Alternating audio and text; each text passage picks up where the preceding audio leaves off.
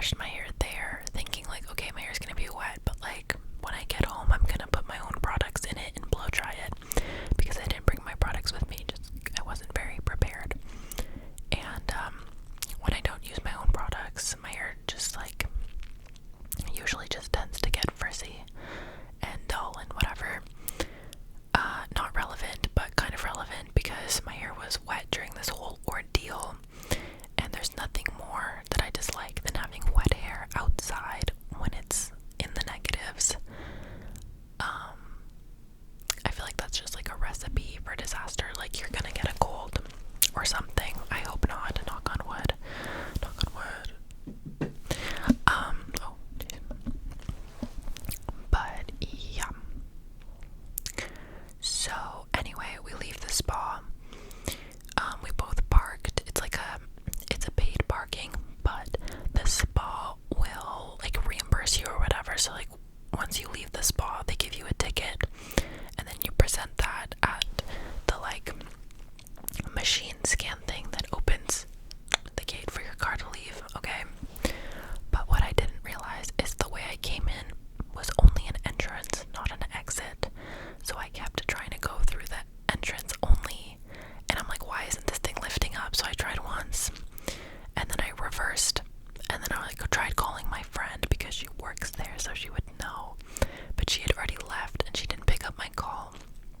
So I'm a little frustrated, and I try again, and then I'm like, oh my god, this is clearly not the way to leave. Like it finally clicked in my head. But the reason I was confused is because the place where the other exit, or like the only exit I guess was, there was a bunch of one-way signs, and I would have been going against the one-way sign. Like it was just so poorly labeled. I don't know. So I reverse again, and I reverse and turn because I'm like reversing out of, oh, let's pretend this is it. Like I'm reversing, want to go, this is where I'm trying to go out of, but it's the wrong spot. So I reverse like this, and then I turn the car this way so I can then drive that way.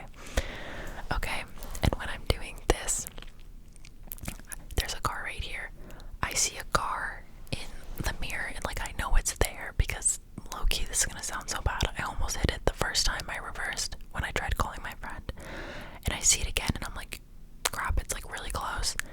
And I go to slam on the brake, and somehow in the heat, not the heat of the moment, but like somehow I slammed on the gas, and I fully, like there was the loudest crunch ever.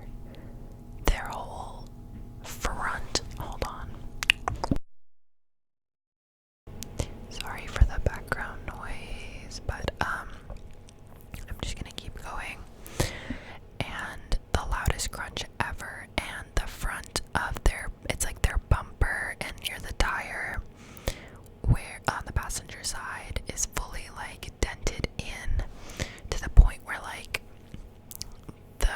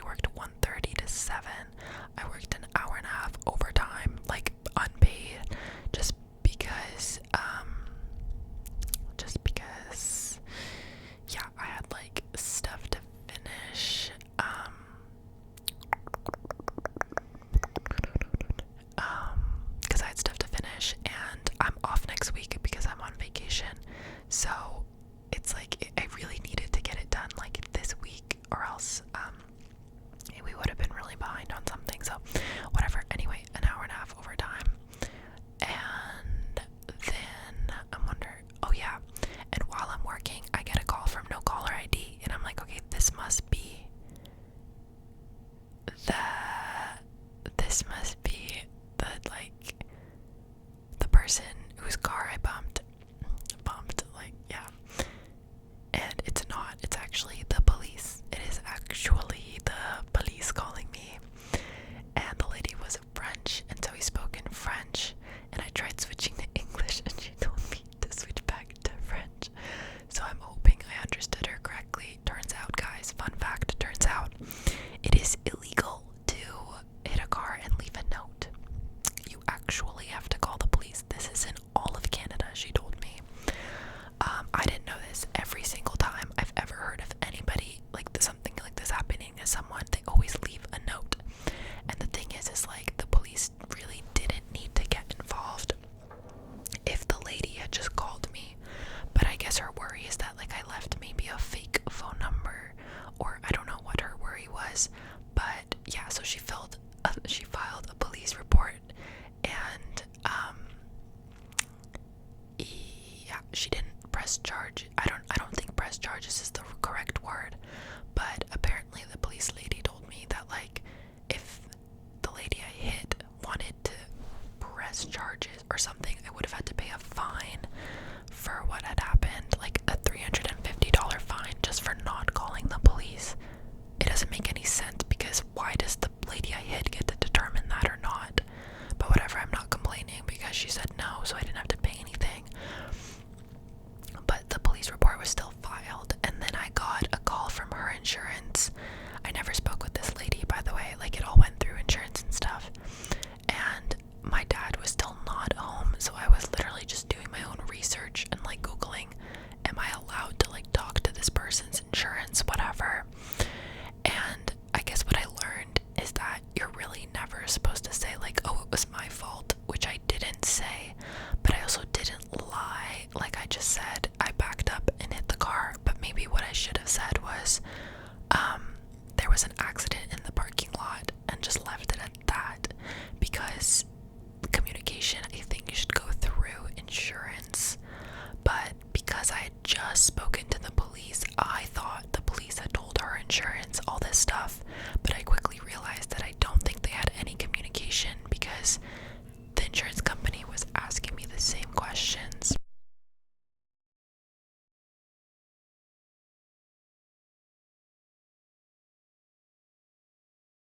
The same questions as the police.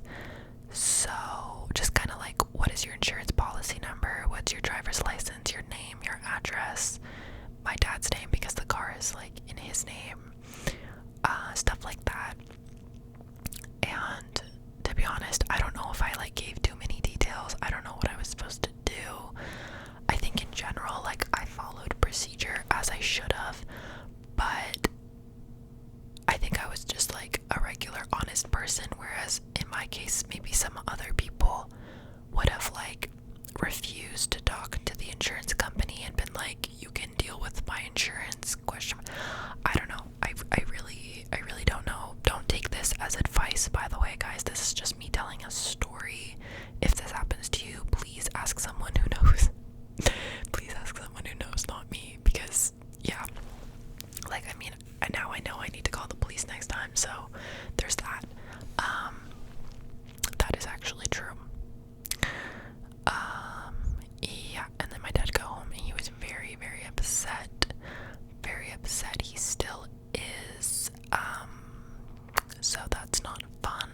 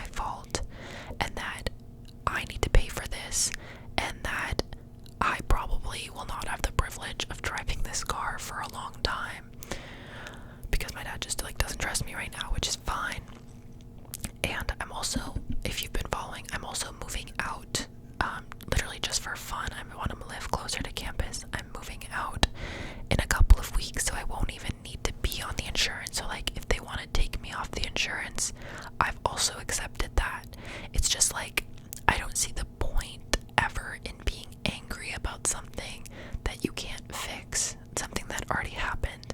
Like, I find it like, I don't know, for maybe an hour to half an hour after it happened, I was in shock and I was upset and whatever, but I figured out what I needed to do. I did what I needed to do. I followed procedure, and at this point, like, I don't know what else I can do. I offered to pay, like, they can take me off the insurance. I won't drive the car again. I'm also moving out, so, like, you know, I don't even know, like, so I get why he's upset, but at the same time, like, you need to move on, you know what I mean? I think I've just, like, started to get into that mentality more recently, like, because things used to bother me for a really long time, and then I just kind of, I don't know, at one point you just start letting things go, and you're like, well, it happened, and we have insurance, thank God, and everybody was okay. There was no one in the car, it was just parked empty. I was fine, nobody was hurt. The lady has insurance, which is good. If she didn't have insurance, that wouldn't be so great. But yeah, all in all, like, a pretty okay story, you know, like, yeah, but I don't think my dad sees it that way. So